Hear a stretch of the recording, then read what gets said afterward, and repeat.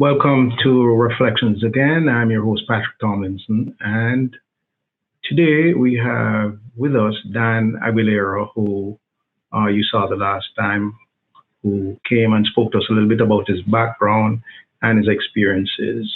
In this episode, we'll ask Dan to delve into his time as an entrepreneur and look at some of the things he is presenting that we think will help businesses to grow and develop. So once again, Dan, welcome to Reflections, and thanks for taking the time out to appear. Hi, Patrick. Thanks for having me again. Okay, so you are the owner of Insignia, and it said here you provide online marketing solutions to help businesses grow and to meet their target audiences. You assist with branding and reputation management.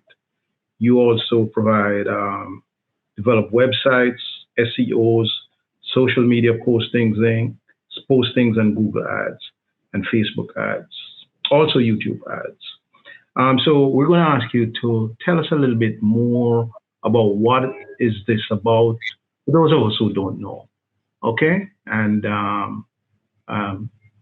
yes, let us enlighten us, so to speak. No problem, no problem. Well, I started Insignia Digital Marketing because my background is more of a technical background as far as when it comes to aviation and engineering. So now that I've retired from the military and I just wanted to get myself into a small business, so I decided to start a small business, contacted the SBA, and they're kind of walking me through the whole process. So, but my specialty is pretty much sales and understanding technical jargon, you can say. So digital marketing is like the up and coming wave of change that's happening. It's a big disruptor. Back in the not too long ago, everything was the media was TV, radio, printed ads, and because of the technology wave that's been taken over the last many years, it's going to surpass it, and then one day we'll just see everything online. I mean, TV's online now, so but the digital marketing era is here now, and it's not going away. And I just wanted to jump on board because a lot of people, the traditional businesses, meaning businesses that have been operating for years under the old system, have not really converted yet to it, and they're missing a lot of sales. So I just wanted to jump on the bandwagon and help small businesses understand it and help them sell them products. Okay. Now you brought along a couple of slides which you like to present, right? And we Yes. think would be helpful. A very brief walkthrough on what digital marketing is and some of the products I sell to just help consumers or small businesses know what products are out there. Next slide. So what digital marketing is often thought of as online marketing. But what's online marketing? Internet marketing. So that's why we call it digital. But it goes far beyond just the regular marketing. There's so many channels or so many products for internet marketing that it's almost like specializing, like a doctor specializes in one thing or the other. You just can't do it all. But my specialty so far has been a few things that I'll talk about. So also, digital marketing refers to any marketing that uses digital channels to reach prospecting customers. This includes mobile phone messaging, emails, and social media sites. Next slide. So here are some of the strategies for digital marketing.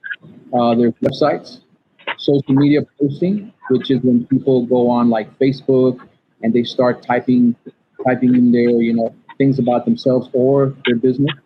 Content posting, which is pretty much when people put articles on their websites. It's called blogging or blogs.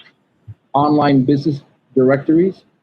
These days, if the yellow book is kind of obsolete now, so now they have the yellow book online. So the directories are where you would find a business online. and SEO, which is search engine optimization, where we take your website and try to get it on the top ranking pages of Google or Bing or a search engine. And then there's online ads, which YouTube, Facebook, and Instagram. Next slide, please. So let me just talk to you about my website here. So this is my website, and a website is like the digital home of your business. So most people think, well, maybe I don't need a website. Yeah, you don't have to get one, but if you had the opportunity to talk about your business in a place that's always going to be there, and people can just read it at any time, a website is the perfect place. It doesn't have to be fancy, but it needs to be modern and mobile friendly, meaning to be able to see it on your phone. Next slide. So what I also do as part of my business is reports. And this is an example of a website report. So when I get a new customer, I would tell them, well, let me run a report on your online activity. So this report here is basically the section of the website. It'll actually take a picture of your website online, show it in the computer form, in like a laptop type format, and also on the phone. And under that, in the report, you'll see if you have any bugs in your website, the speed of your website. Some people take a long time for a website to load. Also, how many people have clicked on your website, the analytics of your website, how many people have checked it out, read something. So every time you go on a website, all the information is captured on a page where you can review everything. Next slide. So under social media, so social media is you or your brand. So this is what social media does. You or your brand will be legitimized and appear active with regular posts, letting people know that the business is always operational. So for example, let's say if people want to learn something about, let's say, dog food or something, and you have a store. Well, I mean, any information they're going to look for right now is on their phones or on articles. And the more you put information about what you do or what you sell, actually makes you more kind of like an expert. And the more the more popular you get, the more people see you as a resident expert of that. So social media posting is very important. So the social media is the #1 marketing channel used by business, according to Clutch website. 83% of companies use it. So types are LinkedIn, Facebook, Twitter, Instagram. So if you go on any one of these channels, you'll see people with groups, maybe up to 5,000, 10,000 groups, and these people actively talk about whatever their group is talking about. It could be anything from car mechanics to clothing to stores. So the more active you are on social media, the more you get attention as being someone who's really understands that product or business, which sets you up to sell it more in the future. Next slide. So social media report. So I do the report. So this is like a report that I would provide a customer. And if you can't see it too clearly, but there are things in there that says, how many likes did you get? How many average people per month or per day have saw your posting? I've actually posted something on my LinkedIn page that I got Yelp to reach out to me and talk to me about my business. And that's just all by posting. So I didn't call them, I didn't advertise, I just posted something about them, and they actually reached out to me. So that's how powerful it is. Next slide. So content marketing. Content marketing is a little bit like social media marketing, but this is more, it's a marketing strategy used to attract, engage, and retain an audience by creating and sharing relevant information through articles. Blogging, for example, it's called blogging.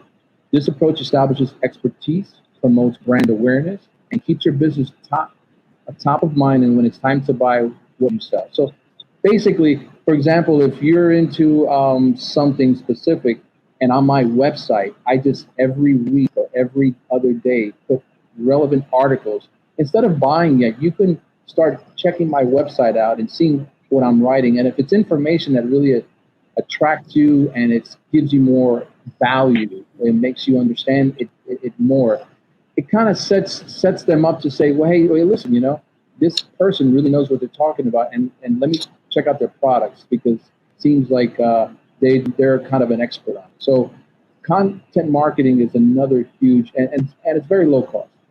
Next slide. And another product is online business directory. So normally it's for like a brick and mortar type business. And just like the yellow book, it's the directories, there are like hundreds of them. So I have a service that'll put it'll put your information on every single site that your business is on. So for example, it increases a business branding and online presence in a local market, ensures your business information is the same across 70 business listings. This allows people to find your storefront, website, phone number to increase overall sales. And these listings are like Google websites, Bing, Yelp, Yellow Pages, MapQuest. There are hundreds of them. So the service I have makes sure that every single phone number and address is the same across the whole internet. Okay. So this is a big one here. Search SEO. Everybody hears SEO, but they don't know what it is. SEO. SEO is search engine optimization. So basically, I'm optimizing your website to be easily found on a search engine. So SEO refers to the process of ranking your website higher on internet searches. There are many moving parts to SEO, including using the right keywords, adding content. The complexity of SEO is one reason only 44% of businesses are currently investing in SEO. So, for example, SEO is a little more expensive, but one thing it does is when anybody searches for anything, the first thing they're going to go is to the internet. And once they find a website or a web page, let's say on Google, they never go to this. Very rarely you go to the second page of your search. You always go to the first page. And in that first page, you're going to make a selection of what you need. So I need a plumber. I'm going to put plumbers near me. The first page is going to have like maybe 10 of them. And the one ranked the highest is usually the one with the most reviews, relevant information. I'm comfortable to say that you're going to make a choice based on that one page, the highest reviews, and the position of where they're at. Unconsciously, people don't really think about that, but as soon as the page will pop up, your eyes go to who's first. Next. And then online ads. So online ads is ideal for business looking to generate leads or sales, utilizing Google or YouTube, Facebook, or Instagram, also known as pay-per-click. So this is a product where basically you would put your company information on an ad on Google or Facebook, and as the person clicks on it, your company gets charged for how many people will click on it. So it's almost like, let's say you would have an amount of money, like a fund or an amount that you tell like Google, I want to spend $500 this month on ads. So as everybody clicks on it, you get charged. Now these clicks convert to a phone call, an email to you, and there's a lot of tracking involved. So you can actually record the phone calls and help your business grow by getting these leads. The online ads and the pay-per-click are more reliable as far as quality leads because people are actually going online, choosing it, clicking on it, and then you have people that are actively looking for something. So it's not just like anybody can click on it because people usually have to search for something. So they're very reliable, and I've already seen businesses sometimes get too many clients or too many leads where they have to slow it down a little bit because if someone's looking for something specific and you're really good at it, you might get a lot of leads out of it. Next slide. And that's it. So these these are a very few products. There's a lot more, but these are the basics that a company should look at. Small businesses and even mid-sized companies to get more customers. Okay. That's quite a mouthful, Dan. Sorry about that. That's no problem. And it was very condensed.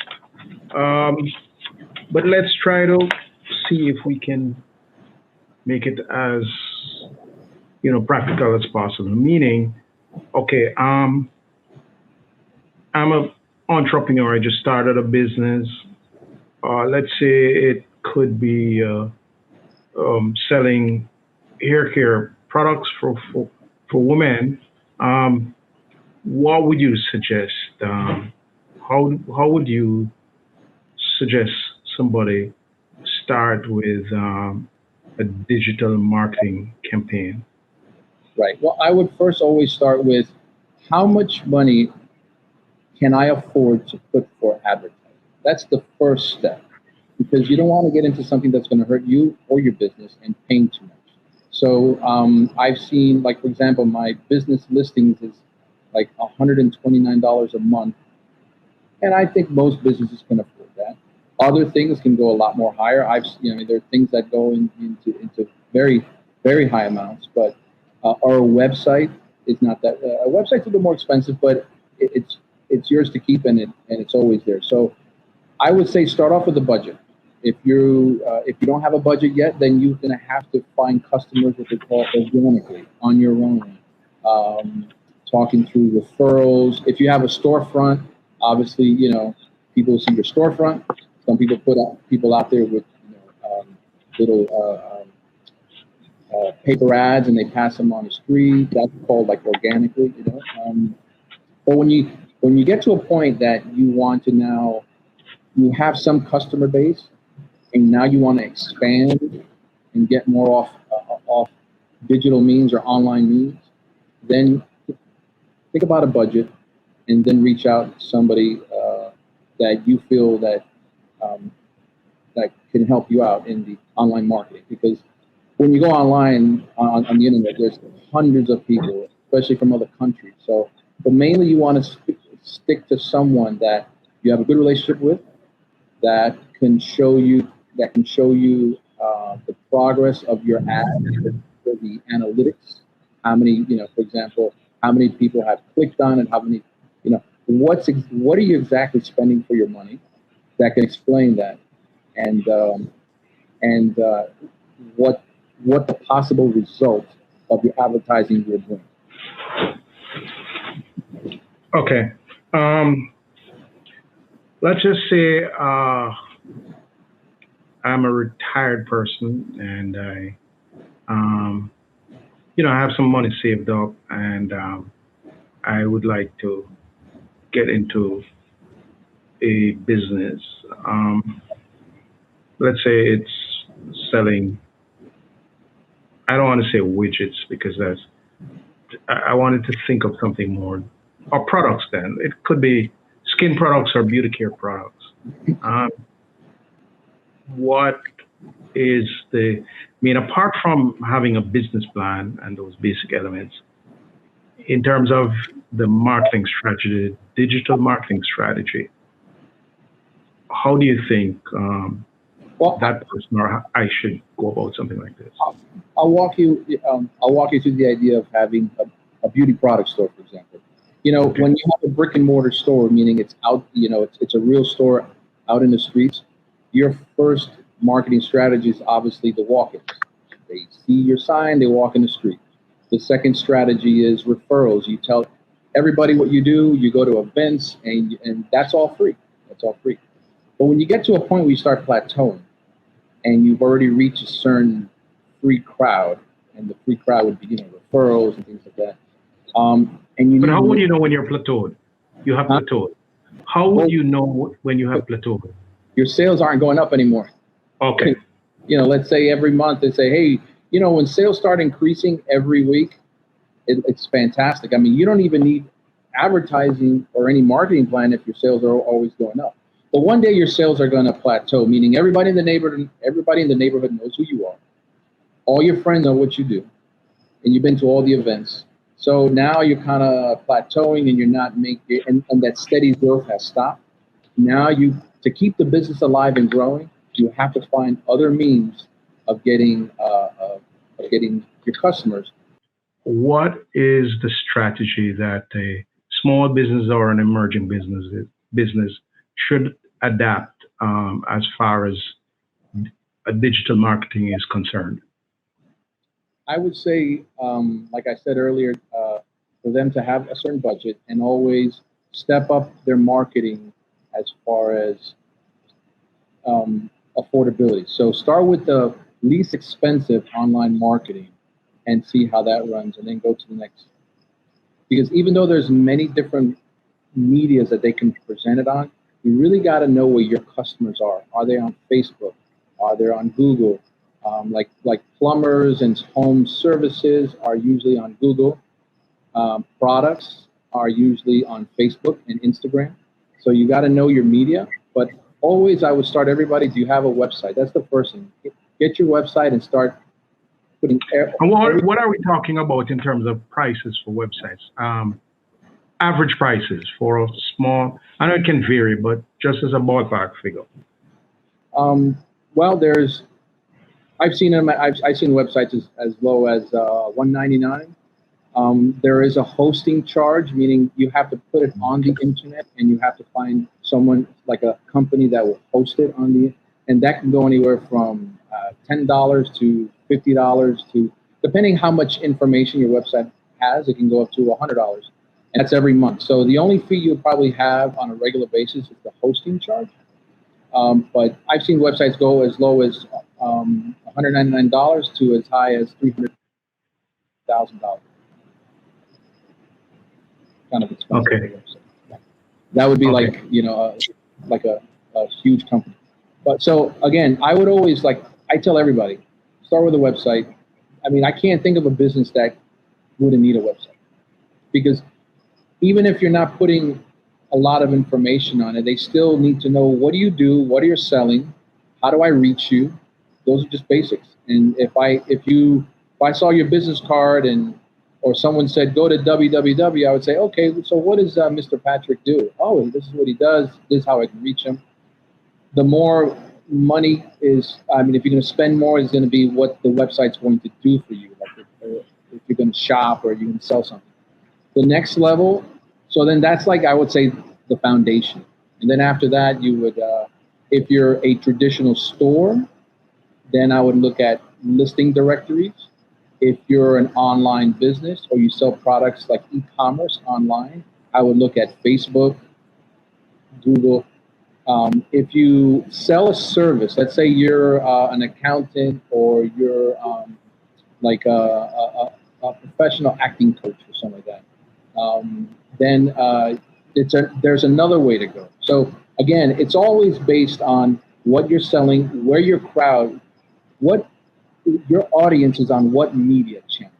Is it on Twitter? Is it on Facebook? Is it on YouTube? And you know something, people don't even notice it, but ads are running all the time. Every time you look at Facebook, at YouTube, there's always two ads before you watch your video, and people are paying for those. So it's everywhere. Even when you look at Facebook, there's ads everywhere. Just, new products, new pants, new shirt, new this. So it's time for small businesses that haven't done it to start thinking about it. Okay. So small businesses should not see this as necessarily a cost, but a benefit, because too often we see these things as a cost. Why do I need it? Blah, blah, blah. As opposed to seeing it as a tremendous benefit and to see marketing as a strategic element of any business or emerging business. Right. Well, every business has three stages. There's your growing stage, your flatlining stage, or your dying stage. And there's always a growth curve when you start the business.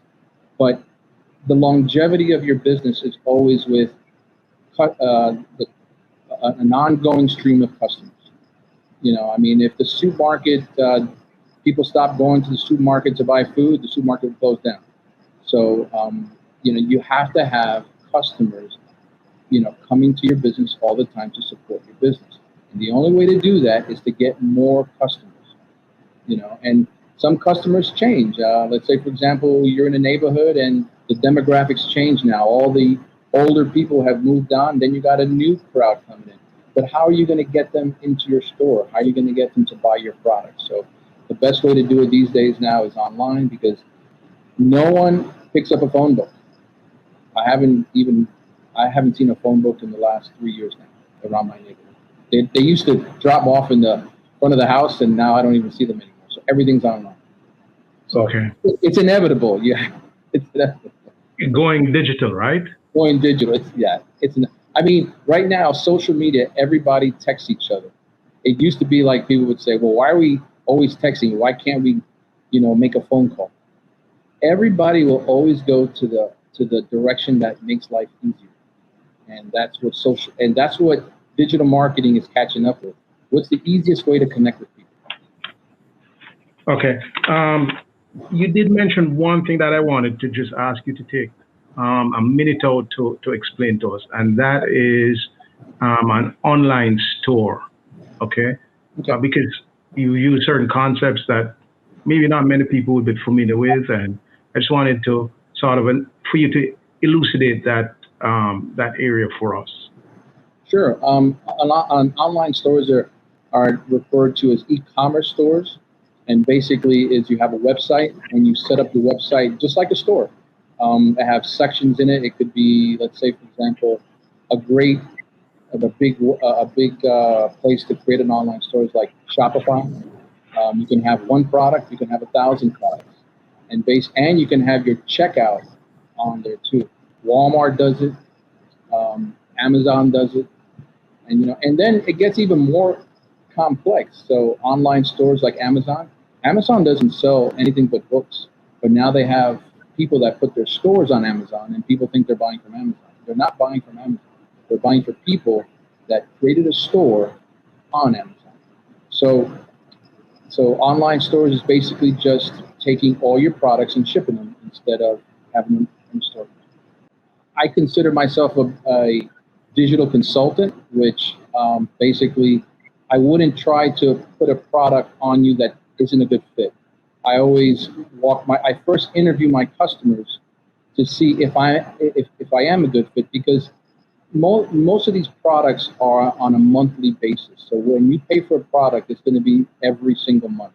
And with that, I want to prove to you and show you your return on your investment. So it's not where you pay for postcards and they deliver postcards and let's see what happens. It's where you pay for SEO, and I'm going to tell you, you've had 300 people look at your site. You got 30 phone calls. I've had people that they get phone calls and they didn't answer them. They get like 20 leads or 30 leads or things like that, and they're not ready for digital marketing. So One of the biggest things I always say is, do you have a budget? And when they say no, then that's a kind of like a little sign that tells you maybe they're not ready yet. Okay, Dan, I want to thank you so much for coming, and best of luck to you and Insignia, and a wonderful, exciting presentation. Thanks, Dan Aguilera, for appearing on Reflections. Thank you, Patrick. A pleasure. Thank you very much. Have a good day.